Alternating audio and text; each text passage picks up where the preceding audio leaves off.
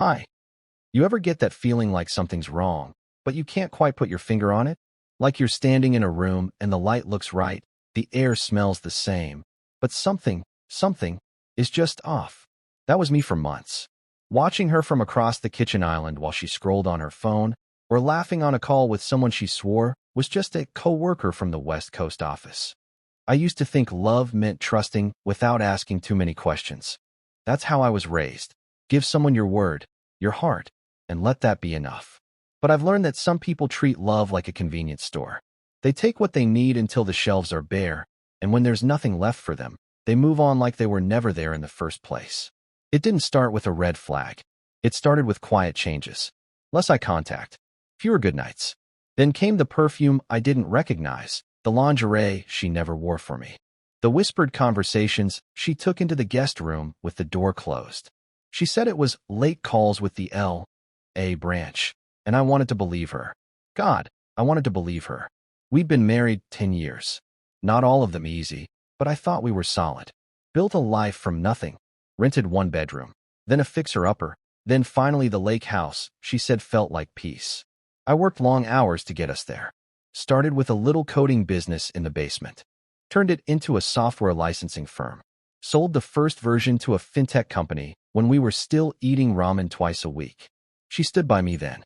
Or maybe she just stood still, waiting to see how high I'd climb. I remember one night, mid-December, we were at a holiday party for her company. Fancy ballroom. Silver flatware. She wore this emerald dress that made half the room stare and the other half whisper. I felt proud just to be by her side. I caught her laughing with her team, head tilted, eyes glowing. Then I saw her hand on his shoulder. Just for a second. Gentle. Familiar. Too familiar. I asked her about it on the drive home. She laughed. Not the good kind of laugh. Not the one she used to do when I tickled her under the ribs or made pancakes in the shape of her initials. This was sharp. Empty. You're jealous of Greg? You've met him twice. He's harmless. I said okay. I nodded. But something in me flinched. The kind of flinch you get when you touch a pot you thought had cooled down. I started keeping a journal the next day. Not of what she did. Of how I felt. Confused. Unseen. Shrinking. I told myself maybe I was just imagining things. Maybe I was just tired. Maybe I was the one drifting. But then came the charger. Small, white, USB-C. One I didn't own. Found it under the couch when I dropped my phone. I asked her if it was hers. She blinked like she needed to reboot her face. Probably yours. Or maybe from your office. I just nodded. My office uses lightning. That's when I started digging. Nothing invasive. Nothing illegal. Just noticing. Her location sharing was still on. One night, she said she was having drinks with coworkers downtown. Her location? A residential neighborhood 20 minutes in the opposite direction. I screenshotted it. Didn't say a word. I started a folder. Labeled it Hollow Tree. A dumb name from a story we made up when we were dating about running away to live in the woods. Only now it felt more like a graveyard for things I couldn't say out loud. The video came by accident. We had a shared cloud backup. Set up years ago when we synced our phones for vacation photos. I'd forgotten it even existed. One night, her iPad auto-uploaded a clip. It was short. 12 seconds. The camera was angled from a desk. Blurry. Looked like a hotel room. He walked into frame first. Shirt off. She followed. Laughing. Wine glass in hand. She kissed him like she meant it. Like I'd stopped existing. I watched it once. Then again. Then I got up and threw up in the bathroom sink. You think you know what heartbreak feels like until you see it. Until it moves. Until it has her voice and her laugh and her favorite necklace on. And it's not with you. I didn't confront her right away. I waited. Because the pain had cooled into something else. Clarity. I made a copy of the video, uploaded it to a secure drive, sent a backup to my lawyer. And then, I started acting. I cleaned the house more. I cooked dinner twice that week. I even planned a weekend getaway. Something she used to beg me for when we were too broke to travel. She said yes too quickly. Her smile was hollow. She didn't ask about work, didn't ask how I was sleeping, just scrolled and scrolled. And then, one night, the night it all finally cracked open, I told her. I know, I said. She looked up from her phone like I'd just told her the weather. Know what? About you and Greg. She blinked. And then, she laughed. Not softly. Not nervously. She laughed like I had told her a knock-knock joke. Oh my God, she said. You're serious? You actually think something's going on? I didn't flinch. I just reached into my pocket. That was the moment. The air shifted. Her smile faltered. I wouldn't joke about this, I said quietly. And I pressed play. The laugh stopped. Mid-breath. Her eyes were fixed on the screen. That flickering, awful little rectangle that held 12 seconds of truth. The sound was low, just enough to hear her laughter, the rustle of sheets, the clink of glass. No need to amplify it. The room was already loud with what wasn't being said. Her breath caught. For a second, she looked 12 years younger. Not innocent, just exposed. Like someone yanked the curtain back on a stage play she didn't know was being watched. She started. Then she stopped. I didn't say a word. Just let it hang there. That silence. That was the first honest moment between us in months. She looked at me then, really looked, as if seeing me clearly for the first time in a long while. Her lips parted, searching for the right line, the right defense, the right weapon. Nothing came. I took the phone back, locked it, slid it into my pocket like a signed confession. You said you were in New York that night, I said. My voice didn't shake. Not because I was calm, but because I was empty. You can't shake what's already hollow. You called me from the hotel lobby. Said your meeting ran late. She blinked slowly, like time was trying to restart. That was a mistake. You lied, I said. And you didn't just lie. You smiled while doing it. You hung up, then walked to him, wine in hand. You laughed like it was a celebration. Tears formed then. And I hated myself because part of me still wanted to comfort her. That old instinct, the one where I'd see her in pain and rush to fix it. It was still buried in there somewhere, twitching. But I didn't move. She sat down slowly at the edge of the couch. Her hand reached for the throw blanket, as if needing something to hold on to. But it slipped off her lap.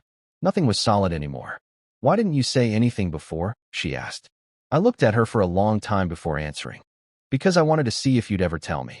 If you'd come clean. She covered her mouth. I never meant to hurt you. But you did. I let that hang between us. Heavy. Every day you chose silence over truth. You made that choice. She closed her eyes. It wasn't just Greg. I felt it like a punch, even though some part of me already knew. How many? She didn't answer. That told me everything. I never stopped loving you, she said. Not really. I exhaled slowly. Then you have a very strange definition of love. She flinched like that stung more than the evidence. Funny, how words cut sharper than video sometimes. I stood up, needing space. Air. Something. She reached for my hand. I pulled back. I don't hate you, I said. I'm not even angry right now. I'm just done. Her head dropped into her hands. She cried hard. Ugly. The kind of sobs that shake a person from the ribs out. I'd heard her cry like that once before, at her mother's funeral. But I didn't comfort her this time. I walked upstairs, packed a small bag. I didn't need much. Just the essentials. Passport. A few shirts. My laptop. Toothbrush. The framed photo of my dad and me on the dock. I paused at the door to our bedroom. The bed we bought after our 5th anniversary. The one we made love in. Fought in. Slept back to back in more times than I could count toward the end. I took one last look at it. Not with bitterness. Just clarity. She was still downstairs when I came back down. Curled up on the couch. Phone next to her. The screen dark. She didn't look up. Just whispered. Where will you go? I didn't lie. I don't know. Somewhere quiet. She nodded, her shoulders still shaking. I opened the door. Paused on the threshold. I loved you more than I've ever loved anything, I said. She looked up then. And now? I swallowed.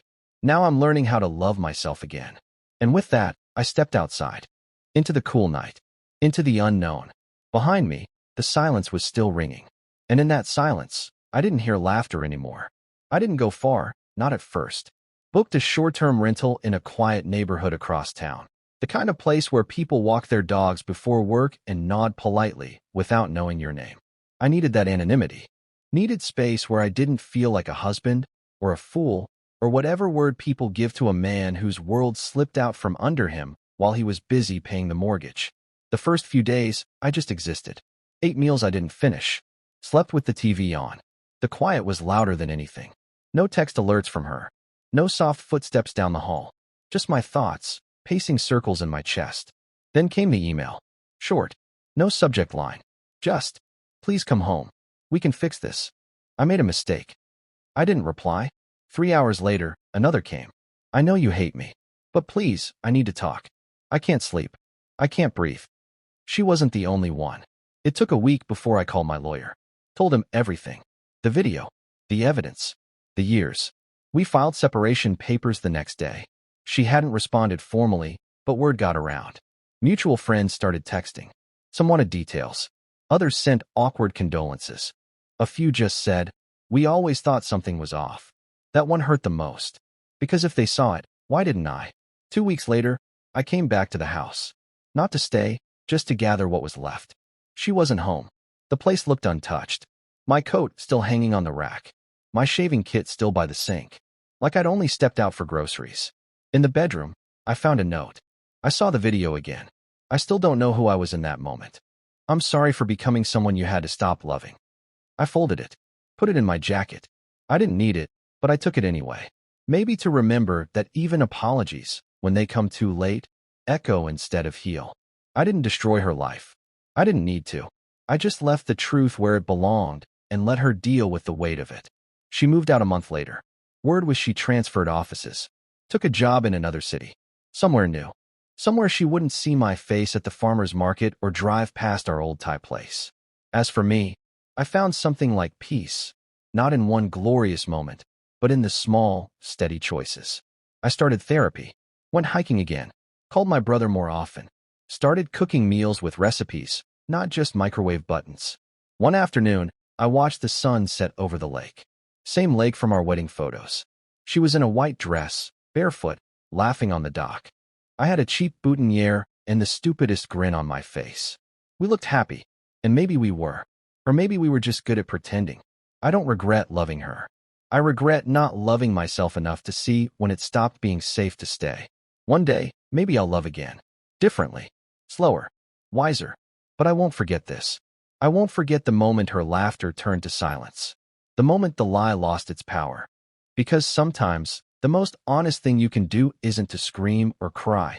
It's to show them what they've done and walk away before they get a chance to rewrite the story. That silence. That's where healing begins. Bye-bye.